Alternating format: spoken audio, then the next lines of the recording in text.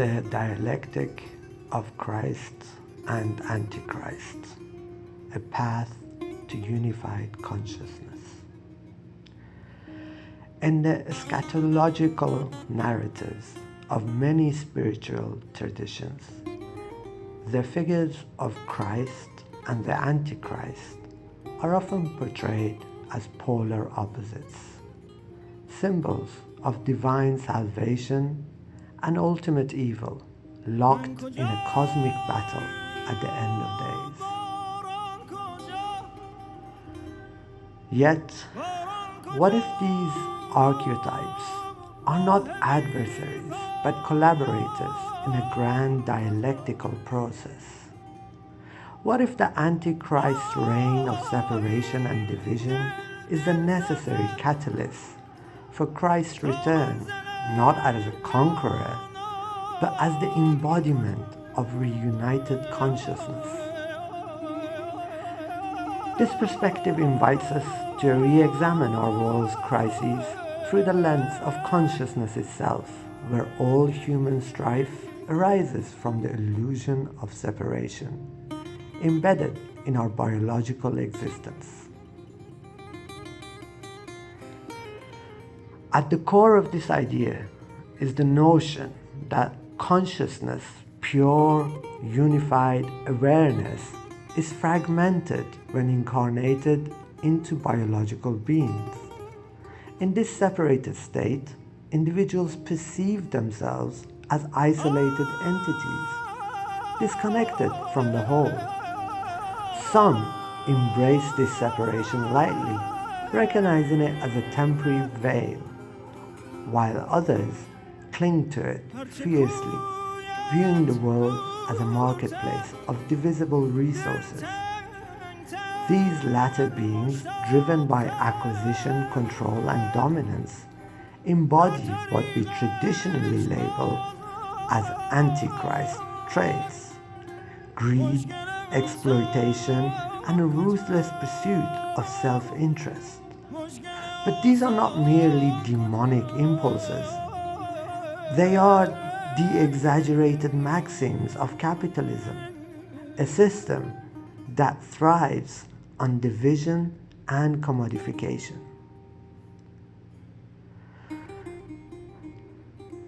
Karl Marx, in his analysis of capitalism, argued that the system contains the seeds of its own destruction. Reference number 1. He saw capitalism as a dialectical force that polarizes society, enriching a few at the expense of the many, until the contradictions become unbearable. Reference number 2. The relentless drive for profit leads to over-accumulation and crises, ultimately sowing the conditions for its downfall. Reference number 3. In this view, capitalism isn't eternal. It's a self-devouring mechanism that exposes its own flaws through excesses. Similarly, the Antichrist represents this maximization of separation, taking the illusion of individuality to its logical extreme, where everything, from land to lives, becomes a commodity to be bought, sold, or destroyed. This process mirrors the ancient principle of an eye for an eye, which, as Gandhi famously observed, only ends up making the whole world blind. Reference number 4. Retaliatory justice, rooted in division, escalates until blindness, literal or metaphorical, forces a reckoning. We don't grasp the futility until it's pushed to its absurdity, and that's precisely what's unfolding in our era. The Antichrist's work is to amplify these divisions to the point of collapse, shattering the illusions that sustain them. Consider the crumbling facades of our modern world. What is a country, really, but an arbitrary line drawn on a map, often enforced through violence and exclusion? The ongoing conflict in the Middle East exemplifies this shattering.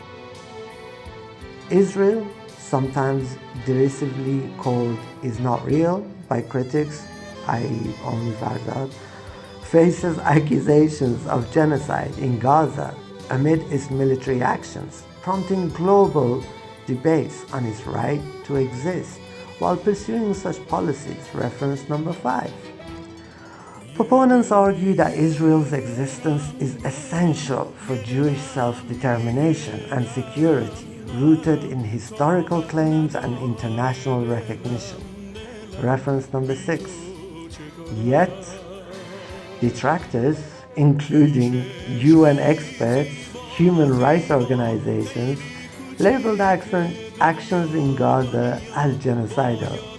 By the way, including Israeli human rights organizations, citing patterns of destruction and displacement that echo colonial erasure. Reference number 7. Conversely, Palestine's right to exist is championed as a fundamental principle of self-determination, with the International Court of Justice affirming that it cannot be conditional. Reference number 8. Arguments for Palestinian statehood emphasize historical presence and the illegitimacy of occupation, while critics question its viability amid international divisions. Reference number 9. Recent exposés reflect this polarization. Some users decry Israel's apartheid and genocide, calling for a single state with equal rights. Reference number 10. Whilst others defend Israel's survival as non-negotiable. Reference number 11. These questions force us to confront: if borders justify atrocities, do they hold any true meaning?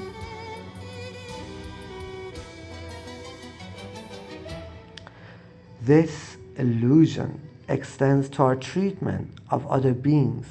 Factory farming, a hallmark of capitalist excess, confines billions of animals in horrific conditions, crammed into cages, denied natural behaviors, and subjected to routine cruelty. Reference number 12. Chickens, pigs, and cows endure lives of suffering in concentrated animal feeding operations, CAFOs, where disease and abuse are rampant. Reference number 13.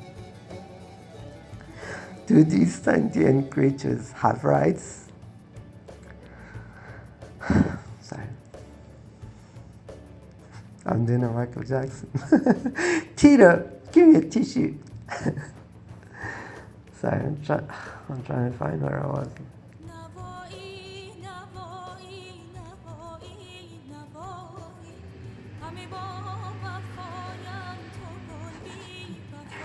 Completely fucked up where I was.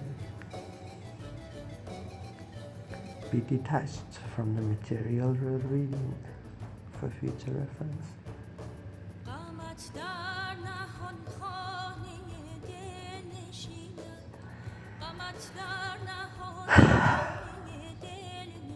Do these sentient creatures have rights? Animal welfare advocates argue yes, decrying factory farming as inhumane and unnecessary, with calls for bans and higher welfare standards. Reference number 14. On-X users highlight the cruelty, urging an end to such practices for ethical and environmental reasons. Reference number 15. Yet, the system persists, treating animals as mere products, mirroring the separation that commodifies everything, including you motherfuckers. Politicians too come under scrutiny. What do they truly do? Often they perpetuate these divisions, swayed by capital and power. And speaking of capital, how do the wealthy accumulated generations ago? Historical trends reveal that wealth inequality stems from exploitation, wars, and systemic biases. From post-World War II, prosperity masking disparities, to colonial accumulations that persist today. Reference number 16.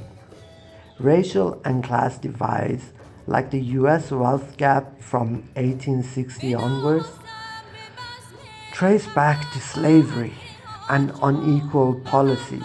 Reference number 17. Honest answers expose that much old money was built on theft, labor exploitation, and inequality. As these illusions shatter through crises, conflicts, and exposures, the veil of separation lifts. We realize there is no me versus you, no owner versus owned, no nation versus nation. This collective awakening is the return of Christ, not a literal figure, but the culmination of the Antichrist labor. The extreme division forces unity, as Marx predicted for capitalism's end. Reference number 18. Christ emerges as integrated consciousness, saving us from our fragmented selves by revealing the oneness beneath. In this end of days dialectic, both Christ and Antichrist serve the same evolutionary purpose: to propel humanity toward wholeness. The chaos we witness, perfect timing for the scream outside if you heard it. In this end of days dialectic, both Christ and Antichrist serve the same evolutionary purpose: to propel humanity toward wholeness. The chaos we witness is not random destruction, but a necessary unraveling. By confronting these questions head-on, we participate in the process, hastening the dawn of a world without borders, exploitation, or illusion. A true resurrection of unified consciousness. I haven't given credit here, but